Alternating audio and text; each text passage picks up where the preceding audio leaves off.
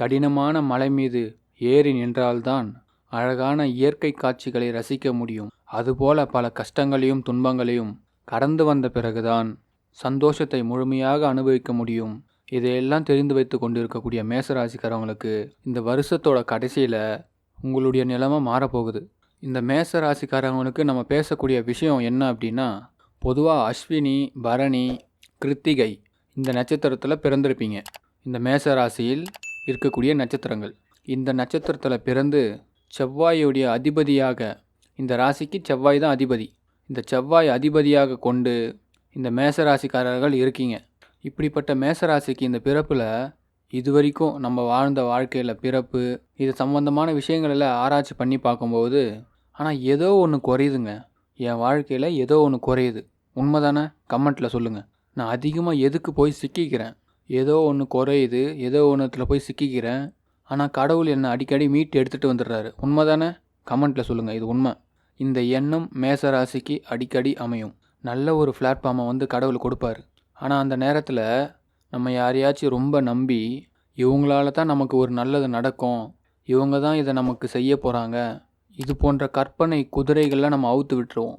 அந்த இடத்துல தான் நமக்கு கொஞ்சம் மிஸ் அண்டர்ஸ்டாண்டிங் ஆகும். யாருக்கு? கடவுளுக்கும் உங்களுக்குமே. நீங்கள் மேச ராசியில் என்ன நட்சத்திரம்னு கமெண்ட் பண்ணுங்கள். இந்த காலத்துக்கும் உங்களுக்குமே மிஸ் அண்டர்ஸ்டாண்டிங் ஆகுது. இப்போ சில பேர் என்ன பண்ணுவாங்கன்னா, நம்ம விருப்பப்பட்ட விஷயம் நடக்கிறதுக்கு அந்த இடத்துலையே இருக்கணும். அவசரம் படக்கூடாது. அவசரப்பட்டோம்னா மேசராசிக்கு அந்த காரியம், நம்மளுடைய ஜனங்கள் குறைஞ்சிருவாங்க. மேசராசிக்காரவங்க ஒரு விஷயத்தை தெரிஞ்சுக்கணும். எதையும் தனக்கு கட்டுப்படுத்த வைக்கணும்னு தோணும். ஒருத்தவங்க இருக்காங்கன்னா அவங்க நமக்கு கட்டுப்படணும். நம்ம பேசுனதுக்கு பிறகு அவங்க பேசணும். பேசுகிறதுக்கு கூட நம்ம ஒரு ஐடியா கொடுக்க மாட்டோம், டைமும் கொடுக்க மாட்டோம். அது மாதிரி நம்மக்கிட்ட ஒரு பொறுப்பை ஒப்படைச்சிட்டாங்களா, அது சம்மந்தமாக நம்ம பிளான் பண்ணுவோம், சக்ஸஸ் பண்ணுவோம். இடையில அவங்க குறுக்கிட்டால் கூட அவங்க கேட்குற பதிலை நம்ம கொடுக்க மாட்டோம். இதெல்லாம் நம்மளுடைய குணாதிசயம், மேசத்தோட குணாதிசயம். இது தவறான குணாதிசயம் இல்லை, இது ஒரு பிடிவாத குணாதிசயம். இந்த பிடிவாதன்றது மேஷத்துக்கு கூட பிறந்தது. யாராவது ஒருத்தவங்க முடியாதுன்னு சொன்னாங்கன்னா முடியும்னு யோசிக்கக்கூடிய ஆள். அவன் என்ன முடியாதுன்றான்? உங்கள் ஆழ் மனசில் யாராச்சும் சவால் விட்டாங்கன்னா உங்களுக்கு நல்ல நேரம்னு அர்த்தம். யாராச்சும் உங்களை குறைவாக மதிப்பிட்டாங்கன்னா அப்போ தான் உங்களுக்கு நல்ல நேரம்னு அர்த்தம். மேஷம் தன்னுடைய ரூபத்தை காட்டுறதுக்கு எந்த ஒரு எல்லைக்கும் போவாங்க. உண்மைதானே? லைக் பண்ணுங்கள். அதே மாதிரி இந்த மேசராசிக்காரவங்களுக்கு அவங்க நினைக்கும் போது தான் சில கதவுகள் திறக்கும். முன்கூட்டியே கதவுகள்லாம் திறக்காது.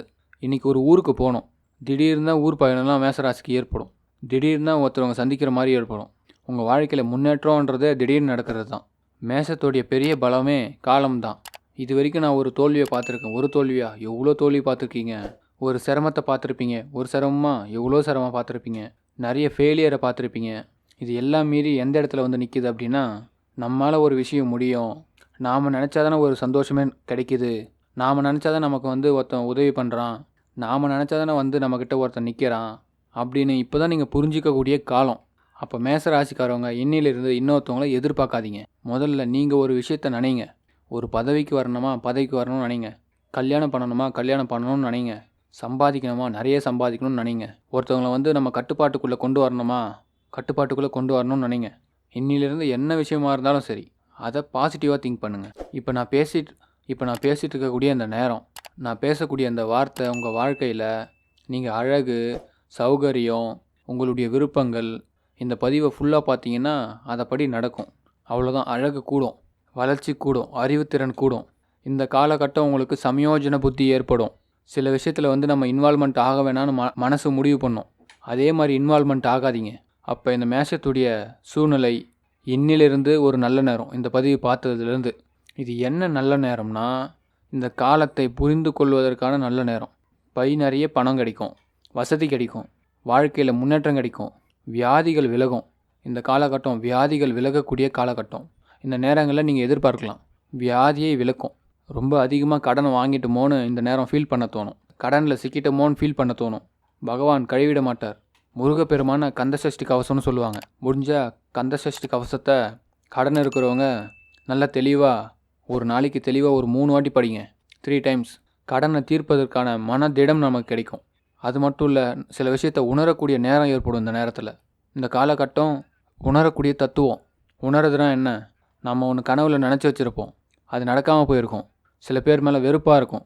இப்போ உணர்ந்து பார்ப்போம், சேச்சே நம்ம தாங்க தப்பாக நினச்சிருக்கோம், இது அதனால் இது இல்லை, இது வேற ஒரு காரணத்தினால நடந்திருக்கு, இது வேற ஒரு காரணத்தினால நடந்திருக்கு அப்படின்னு சில விஷயத்த உணரக்கூடிய தன்மை இது.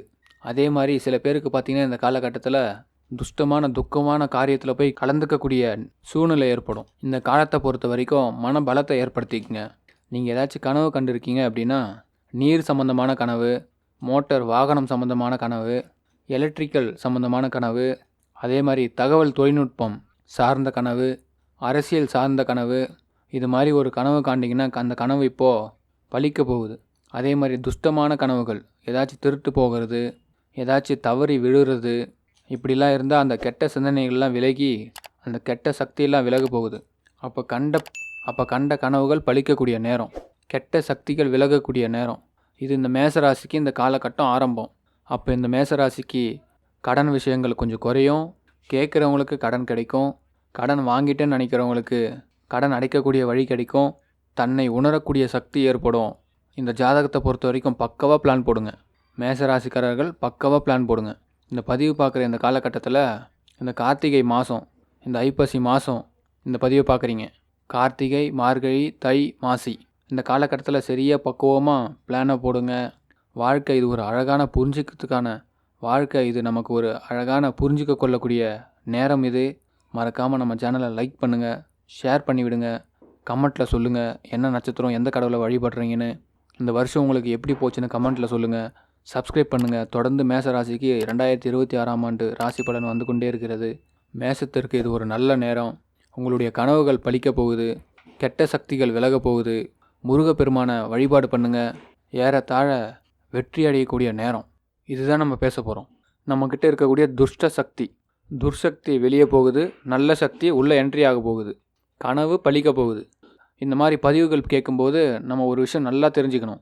மனசை கான்ஃபிடண்ட்டாக வச்சுக்கணும். மனிதனுடைய லெவல் கான்ஃபிடண்ட் லெவல் என்றைக்குமே குறையக்கூடாது.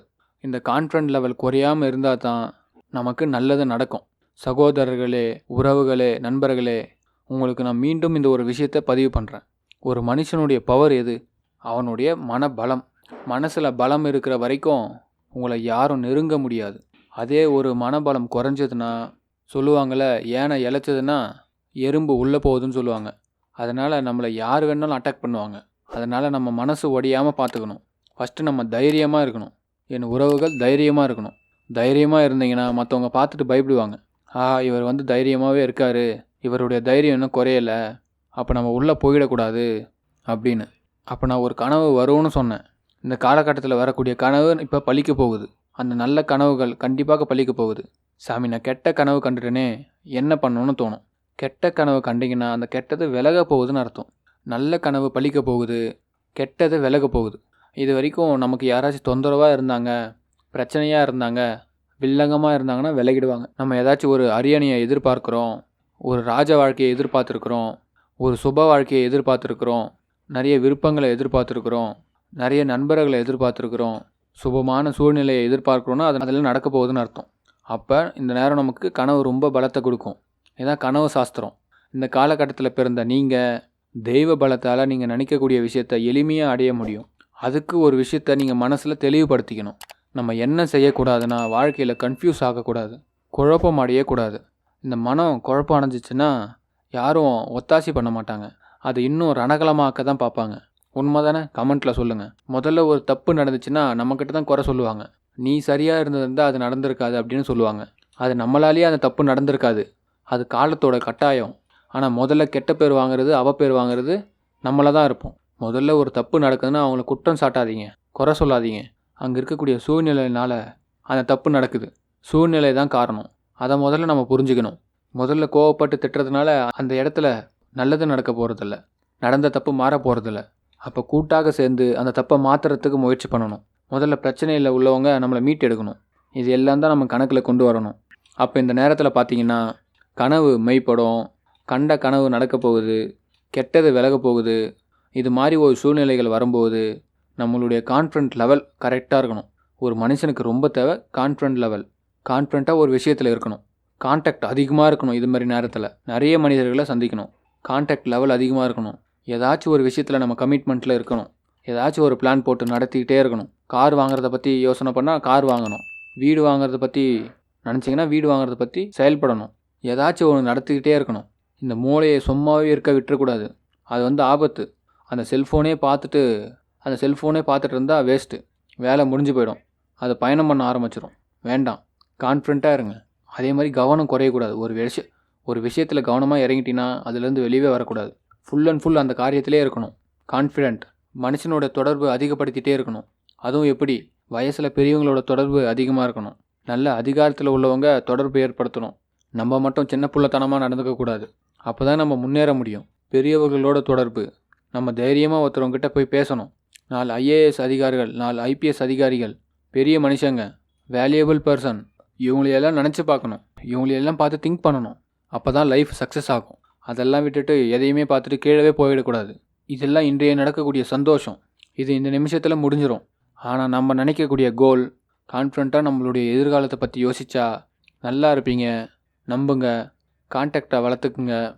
பெரிய மனுஷங்களோட பழகுங்க. பெரியவர்களுடைய குணநலங்களை எடுத்துக்குங்க.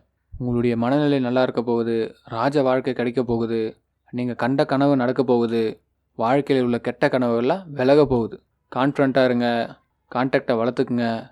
கவனம் கரெக்டாக இருக்கணும். இப்படி இருந்தீங்கன்னா ராஜ வாழ்க்கை கண்டிப்பாக உண்டாகும். நன்றி. மறக்காமல் சப்ஸ்கிரைப் பண்ணுங்கள், லைக் பண்ணுங்கள், ஷேர் பண்ணுங்கள், கமெண்ட்டில் சொல்லுங்கள் இந்த ஆண்டு எப்படி போச்சுன்னு. உங்கள் நண்பர்களுக்கு ஷேர் பண்ணுங்கள்.